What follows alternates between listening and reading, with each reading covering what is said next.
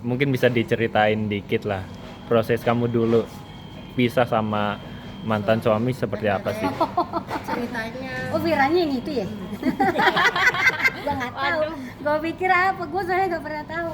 Mungkin gimana kak?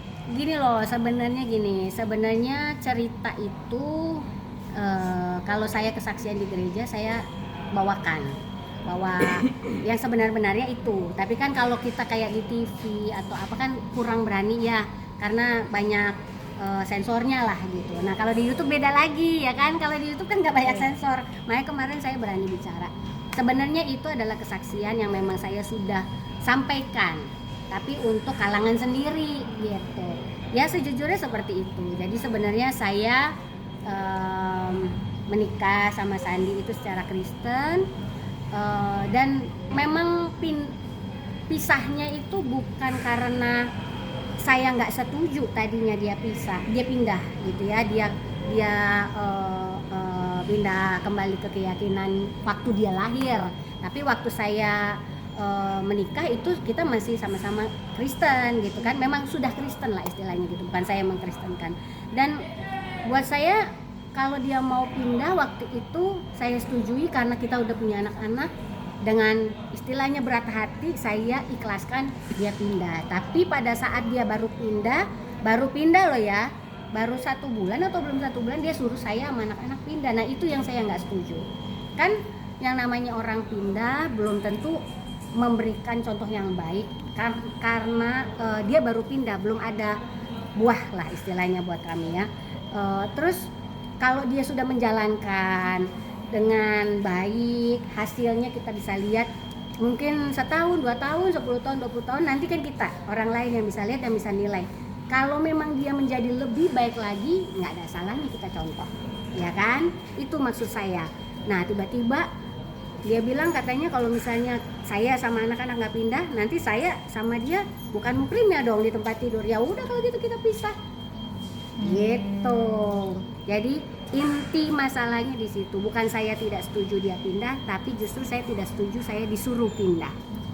Kaget nggak sih dengan perubahan yang dialami oleh mantan suami, dan gimana Kak Tessa buat ngejalani proses itu? Maksudnya Proses perpisahannya. Perubahan pada saat nikah atau setelah nikah? Setelah nikah, Setelah pas nikah. dia minta. Justru setelah nikah yang saya lihat ya saya agak miris gitu, karena kan harusnya dia pikir ya dia punya anak-anak, bagaimana kalau anak-anak Google tentang jalan hidup dia setelah pisah dari saya, di mana dia ya gitu kelakuannya gitu loh. Menurut saya itu malah justru memberikan contoh yang nggak baik gitu loh. Kok dia malah pindah, kok malah jadi kacau kehidupannya gitu. Jadi buat saya segala sesuatu harus ada buktinya dulu gitu loh. Kalau dia semakin baik, jangan dia yang ngomong, tapi orang lain yang lihat, orang lain yang memberikan komen, harusnya begitu. Tapi sebelum memutuskan, kan Kak Tessa tadi bilang kalau kita nanti diranjang nggak mungkin, Iya. semua pisah. Itu sebelumnya nggak Diskusikan. Ya. Sudah, makanya. Tapi bukan diskusi yang gimana, kan dia udah terlanjur pindah lagi gitu loh. Dan saya juga bilang lah, kalau misalnya saya memang tidak ada niatan untuk pindah-pindah agama, saya bukan orang yang labil masalah agama, masalah keyakinan. Meskipun mungkin saya bukan orang yang suci banget gitu, tapi saya bukan orang yang labil masalah keyakinan gitu. Dan kalau sampai saya nggak mau pindah terus dia maksa, kan saya nggak mau, itu yang saya nggak mau kejadian. Kalau memang bukan muhrimnya, ya sudah kita pisah, itu aja. Dan ternyata ya dia setuju karena memang tidak bisa disatukan lagi, ya sudah gitu. Makanya akhirnya kita pisah. Berarti bukan karena ada orang ketiga atau sudah. Oh, kalau kejadian itu ya banyak sebelumnya. Kejadian yang KDRT, masalah ekonomi, masalah kesetiaan itu sudah terjadi banyak sekali sebelumnya gitu. Tapi kan namanya masalah rumah tangga itu kan nggak perlu diumbar-umbar, nggak perlu orang banyak tahu. Waktu dulu ya kita bisa selesaikan. Jadi ada masalah selesaiin, yang tapi yang terakhir kenapa kita sampai berpisah itu masalah keyakinan. Tapi ada dampak juga nggak mungkin ke anak-anak dulu waktu itu.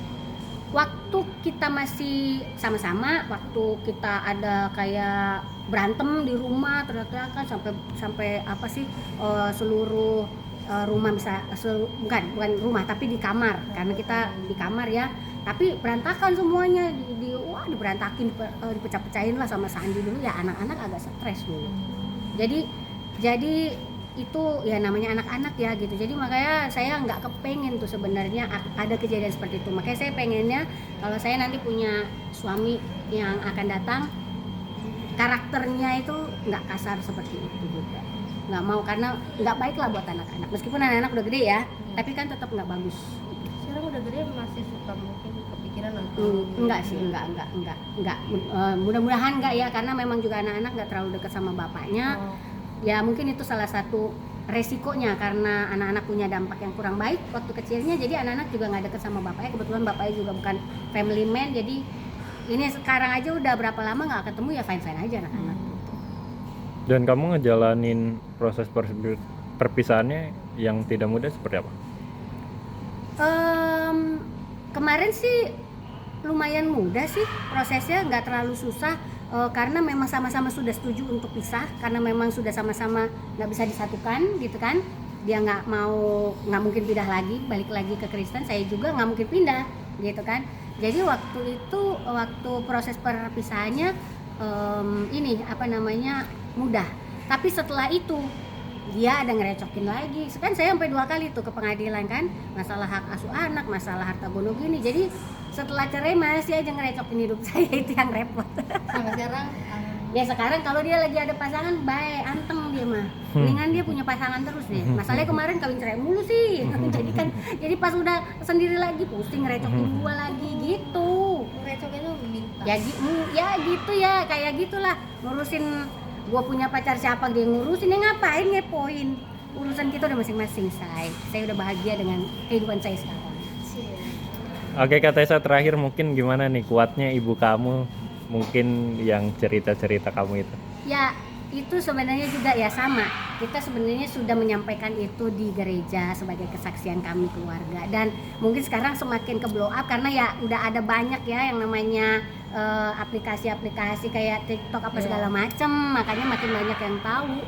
Ya memang sebenarnya tadinya saya pikir orang-orang pasti pada banyak yang nanya, kok nyokap lu kuat, kok lu enggak, tapi kan masalah kita beda.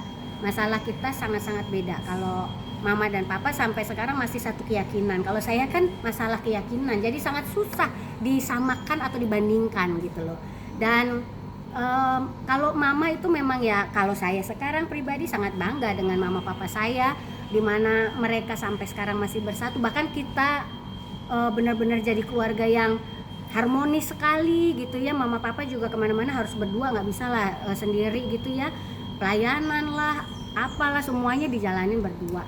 Dan memang saya lihat ya karena kegigihan mama saya menghadapi apa yang terjadi kemarin, akhirnya ada buahnya bahwa segala sesuatu memang sebenarnya ada batasnya. Cuman masalahnya orang-orang pada kuat apa enggak. Kalau mama saya sampai 29 tahun kuat gitu, saya juga mungkin belum tentu kuat gitu kan.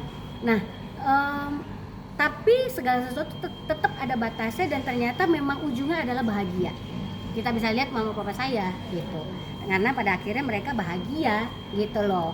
Karena saya dulu sebenarnya untuk saya pribadi itu nggak kuat gitu loh ngadepin papa saya, sampai saya nyuruh mama saya untuk pisah kan, supaya saya aja lah gitulah yang istilahnya membiayai mama sama adik-adik. Tapi mamanya yang nggak mau. Tapi setelah saya lihat bagaimana hasil akhir sekarang, ya memang semua ada maksud Tuhan lah. Kenapa semuanya bisa terjadi dalam keluarga kami gitu. Oke.